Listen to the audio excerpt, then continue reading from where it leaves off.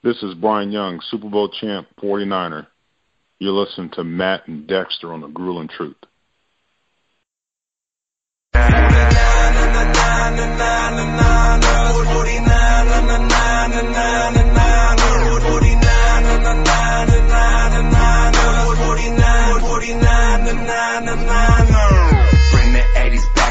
Hey, welcome everybody to another edition of the 49ers Weekly Podcast on the Grueling Truth Radio Network, brought to you by Gridiron Mo, a new interactive football app that lets you call what you think an offense or defense will do in a live NFL game and compete against others around the country. Check it out at gridironmo.com or at thegruelingtruth.net. I'm your host for the 49er Weekly Show, Matt Andruscavage, and along with me is my co-host, former 49er running back, Dexter Carter. What's up, partner? Good to be with you again, man. Likewise. Good to talk to you. So that was definitely a tough game to watch on Sunday. Saw some good stuff, but, man, that was rough to watch. But, you know, it is what it is at times.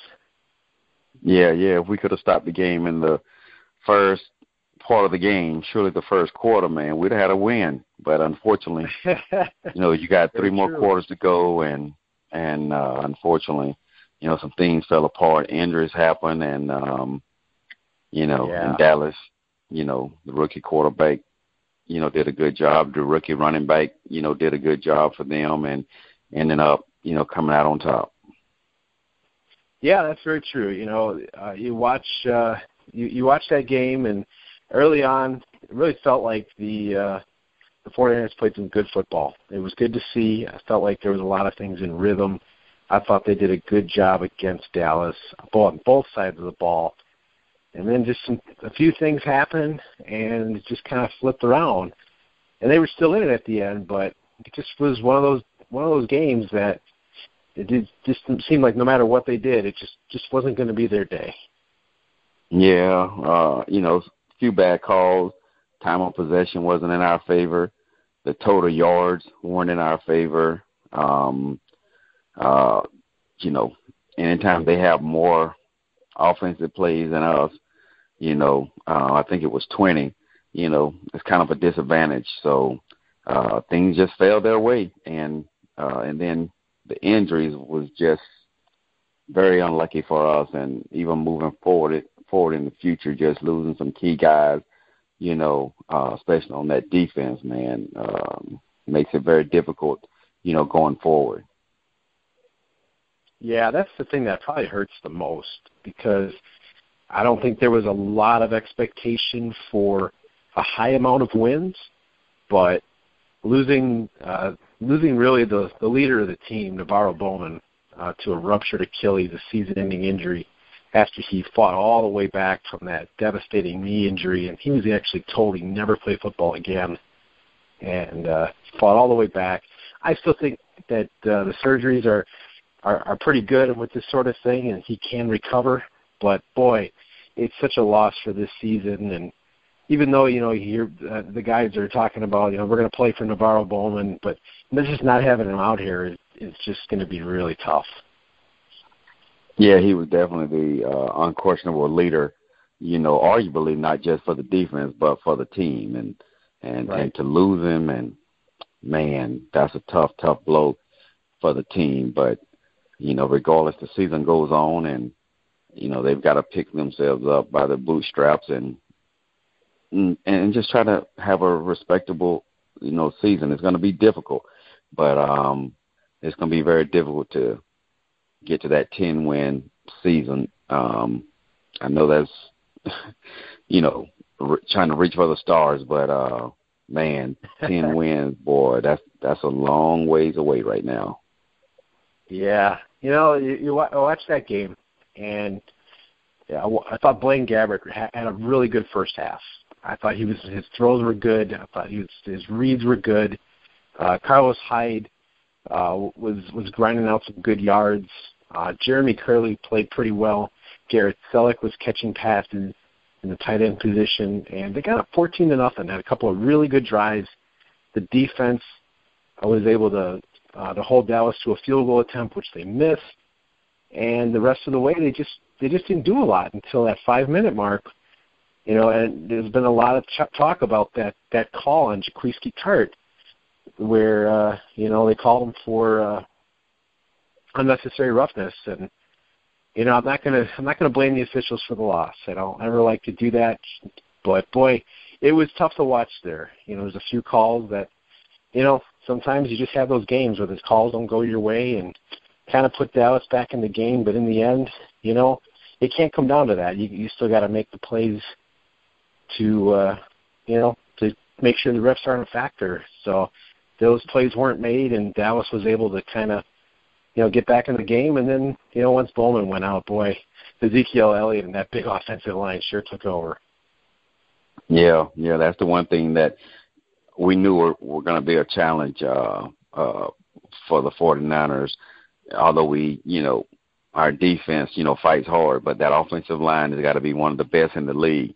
And we can look at it, how things went well early and then kind of fell apart. But, Dallas falling back 14 points, in a hole early, then found a way in the second quarter, to start taking over the game. As professionals, they got to find a way to figure it out, get past the bad calls by the refs, and then even find a way to get past the injuries. You've got to do that. Dallas found a way, to come back from the 14-point deficit. But unfortunately, we couldn't sustain what we started early in the game, and bad calls and other things just didn't help us out any. Right. It ended up being a combination of a few things because, they came right out in the second half. The first play of the game, Carlos Hyde busts a 32-yard run, beautiful run, and then Gabbert's best throw of the day, real tight window to Garrett Selleck for like another 20 to 30 yards, and just you blink and they're at the 15-yard line, but the drive stalled. That didn't have anything to do with the officials. They just stalled. So they were able to get the field goal. But then after that, Bowman went down on the no-contact injury, and Dallas was just able to control the clock, keep moving the chains. Dak Prescott, real good young talent. He's going to go pretty far. I don't even know why Dallas would even consider taking him out at this point. The guy almost plays like a veteran at times. Just looks real good out there, and they were just able to make it happen. Absolutely, and Dallas has yet to even say definitively that Prescott has earned to keep the job, even if Romo comes back. So, who knows, that may change the psyche of this young man and his development. But in this game, Gabbert, when he was 16 for 23. 196 yards is respectable with the, one touchdown, one interception. But you look at those stats, and they're decent, Yeah. But overall, just wasn't enough to overcome that great running game, that Dallas eventually put together. And, of course, Prescott, he's just continuing what he's been doing since the first game of the season starting. So it's just consistent with what Dallas had been doing, and they're getting stronger. And I thought they were going to have more issues in their passing game with Dez Bryant out. And you know what? Prescott figured out a way to move that team up and down the field, and and make that run game work and throw that ball enough to to balance it out and and shut the 49ers down, after that 14-0 start. Yeah, you watch Prescott, and, I thought the Niners did a good job on him in the first half, but there's really something to be said about momentum and confidence, because once he gained that, he's very poised. He's confident. He's got pocket presence. He passes the eye test. You look at him, and he just looks like a starting quarterback in this league. And so I think he's got a pretty bright future ahead of him. And, and even though the Niners didn't get any more points after that field goal to open up the second half, They had a good drive, and I thought Gabbert made some good throws. You pointed out his numbers; they were efficient. I thought they were, especially in the first half, he looked real good in that first drive of the second half. But boy, he had Torrey wide open. If he throws it and leads him towards it's like a post route, I think Torrey beats the defender, Morris Claiborne, and gets a touchdown. But unfortunately, he threw it kind of over Torrey's right shoulder, and he was just in no position to even knock it down, and just went right to the defender. So, it was the one real bad throw of the day. It's unfortunate that it turned out that way, but, this is just kind of one of those years where they're going to be looking to evaluate the quarterback position and what they actually have. And so I don't know how long Gabbert stays out there. I think at times he looks good. Other times, it's pretty questionable, but I'm not really sure what they're going to do going forward, but I know he's going to play tomorrow. Yeah, and where the 49ers are right now as a team, you wonder, regardless of how good Gabbert looks, because there's some decisions that has to be made once the season ends. Is Gabbert the guy to lead this team into the future? And if he's not, even if Cap is not, what are you going to lose by seeing if, what you can take advantage of, the running ability, of Cap, although Gabbert runs or very functional, but do you take a chance and say, hey, what can we lose? Let's give it one last ditch effort and see if this young man, can go out and play and focus and compartmentalize things that are going on, with him, and all the things that we know in the media and we see that's going on with Cap. Can he compartmentalize it and come out and maybe resurrect, what we remember, the best about him? I personally would give him a shot. I mean, because if they don't give him another shot, then I think the writing's on the wall. He's gone.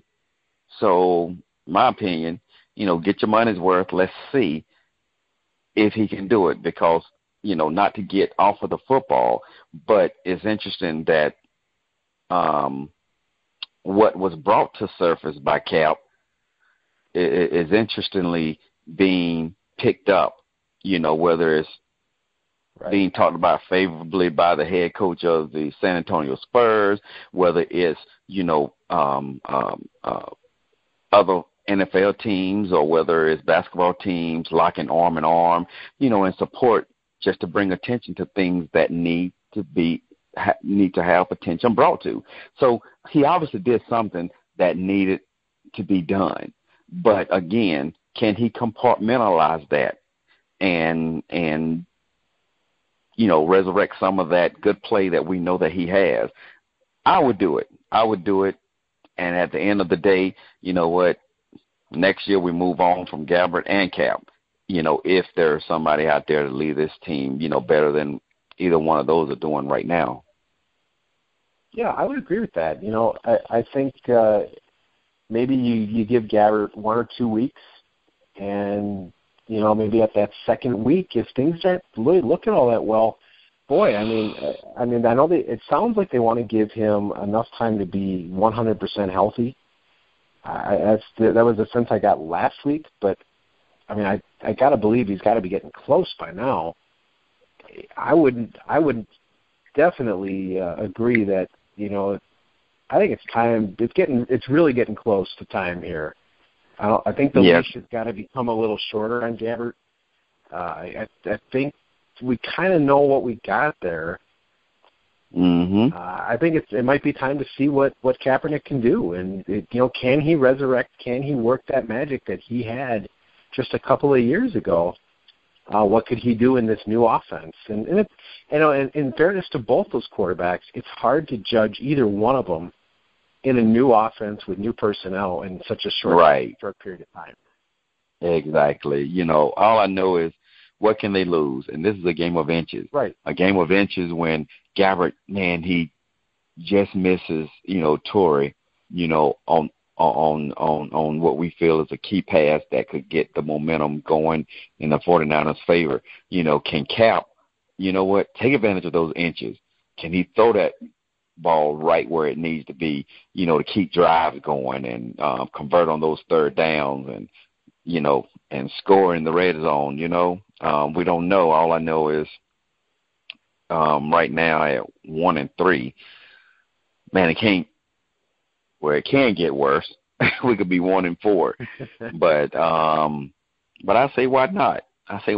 If Cap, is being professional and is waiting his turn, and then because Chip Kelly can always go back to Gabbert if Cap is just a total disaster. You can go back to Gabbert, and Gabbert once again can be professional and do the very best that he can, and the organization just knows that, hey, we've given them both an opportunity and a chance. This is the best it's going to be. Now we have to find the quarterback, whether it's a veteran to come in until we get a young guy that we can groom and be the future of this team. But I don't see anything else other to do at this point. You got to do something to ignite the fire and give this team hope that there's something better than what's going on right now. Yeah, I totally agree with that. I don't know exactly what's going on in Chip Kelly's mind. I don't know if there is a timetable. I don't know. Even if I was running, I don't know what that timetable would be. What is the right time to do it? But I don't know if you just do. Some teams have done where you almost play with two quarterbacks in the same game. I don't know if that's the best thing to do for rhythm and continuity and stuff. But at some point, I think something's got to change. You can't just keep trotting out the same deal over and over and having, just because, especially if you keep losing, at some point, what like you said, what do you got to lose? So I don't know exactly what point, but I think we got to be getting close to that point. Yeah, and I don't think a two quarterback system is the best thing right now.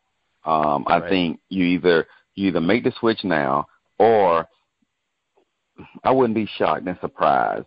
I know they're not throwing the season away, but let's see, 1-3 now.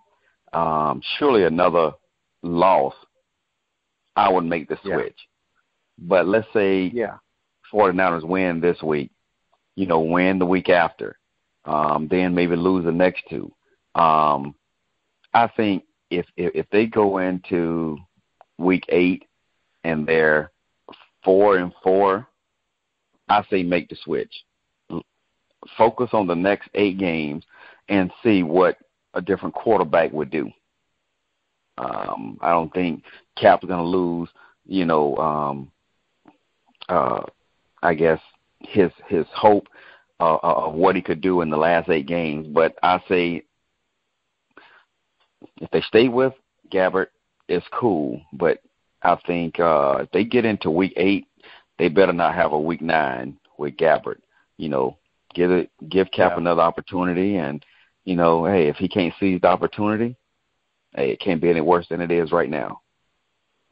I gotta say though, if they're 4-4 by week 8, I'd be pretty happy with that. That means they win. Yeah, at this point. True. From now, I would be happy with that, but I think that might be that's probably asking a lot. I think if they're 3-5 or worse, I think for sure you got to be making a switch to Cap to at least see what's going on. 4-4, I don't know. I'm kind of like, wow, we just went 3-1. Maybe there's a chance here. Who knows? But I do agree with you there. I see what you're saying though. Mhm. Yeah, because that means if they're 4-4, that means that they've gone on a roll. So that will legitimize it some of not making the switch, but that means the writing will be on the wall for Cap at the end of the season. But it will, but Gabbert isn't the future, so something needs to be done anyway. Something needs to be done. I think most fans and a lot of the writers. I don't think there's a lot of people that feel that Gabbert is the guy for the future. And so that's kind of what leads me to think, at what point this leash has to be short. But I guess we'll see what happens over the next few games. We got a game coming up tomorrow. The Arizona Cardinals, also 1-3, will be coming to town to Santa Clara for the Thursday night game. And both teams are banged up. Carson Palmer suffered a concussion. He's been ruled out. And Drew Stanton, who's, I believe, rated like 75th out of all the quarterbacks in Pro Football Focus rankings. So not a great quarterback there, but, Bruce Arians is a good coach. They've got David Johnson, a real good running back, a lot of wide receivers, good offensive line, good defense, and their back's against the wall. So I think it's got potential to be another good game, but how do you see this one playing out? Well, everybody is shocked at this point, that the Cardinals are 1-3. But what's more discouraging and unfortunate is Palmer going through his concussion protocol, which there's no way he'll play tomorrow. So it gives the 49ers some kind of hope, but still, with Johnson at running back and he and Hyde are really playing pretty equal, but you still got receiver over at Arizona, Fitzgerald, who, Fitzgerald, is he's still Fitzgerald. So it doesn't matter who the quarterback is, just put it in the vicinity of Fitzgerald, and he'll make a play. So, this is another one that it's hard to see the 49ers coming out and winning it, even if it is in Santa Clara. Yeah, I agree. I think I can see Bruce Arians just kind of using a short passing game, find Fitzgerald, find ways to, they got all those receivers over there, like 5 speedy receivers over there. They can move them around, do all kinds of different things, and so I can see the kind of a game plan that just puts Drew Stanton in a position to be successful, run the ball with David Johnson. It's going to be real tough. The Niners are down to 2 backup linebackers. It's basically Michael Wilhoit, Gerald Hodges, Shane Scove, and, Belmore. There's just a few guys there that'll be rotating in and out, but it's just they're not Navarro Bowman. And Ray Armstrong was doing real good until he went down. So it's the run defense is going to take a hit. DeForest Buckner was the number 1 rated defensive end rookie in the league. He just seemed to be getting better each week, and he's out now. I don't know how long he's out, but that's a hit. So it's just, more guys. Jimmy Ward's not going to play. Still got that quad strain. So there's a few guys banged up on the defensive side, which is pretty much the strength of the team. So it's going to take, the offense really has to step up if they're going to be in this game. I think they'll probably keep it close for a while, and Arizona will probably end up doing well enough in the fourth quarter to come up with a win. But and you just hope to see you hope to see them in the game, and hope to see some good plays going forward, even if it is a loss. Well, those 3 players that you mentioned, Bowman, Buckner, and Ward, are all key cogs of that defense. Hey, I'm smiling because my Niners will be on TV. That, I'm going to take some heat from everybody here on the East Coast because, hey, my Niners are getting spanked. And although it's 2 teams, 1-3, most people think Arizona's going to win anyway. But, it's a tough situation. I know a lot of times we would hope pride would serve its purpose and, would allow these players to play over their head. But just the reality of it is it's a tough situation for the 49ers, and one, they can't afford to have any more injuries. Right. And just hope that they come out and play hard, execute, maybe they have no turnovers, and they can sustain drives and maybe equal or have better time of possession than Arizona, maybe they'll have an opportunity. But they've definitely got to, catch the ball. They've got to throw the ball well, and Hyde has got to have a big night, in order to, sustain drives to have a chance to even be in this game in the end. Yeah, no doubt about it. The offense is going to be very key. The offense has to step up for this. The defense has been kind of holding things together. Well, it's kind of the offense's turn now. They're going to have to carry more of the load without Bowman there. And one piece of good news is Aaron Lynch, star outside linebacker, will be back from serving his 4-game suspension. So that pretty much is the best pass rusher on the team coming back into the lineup. It would have been really good to see him next to Ray Armstrong and Navarro Bowman, but it's just not the way it is. But it'll be good to see him out there. So we'll see what happens there. But, yeah, I think ultimately, Hyde's going to have a huge day. But we'll see what happens. Yeah, the best thing the 49ers could do is, one, he's excited, and he's looking to come out and with that energy and make up for time missed, which, if they put him on one side or the other, whichever one is the weakest tackle spot, and just let him, race to the quarterback. You never know. One guy can make a difference in a game, especially if their tackles can't handle him, and he has, maybe, minimum 4 sacks in this game, and it could be done, and right. he could really disrupt the rhythm of that offense. That's the only way, Fitzgerald can be obsolete in this passing game.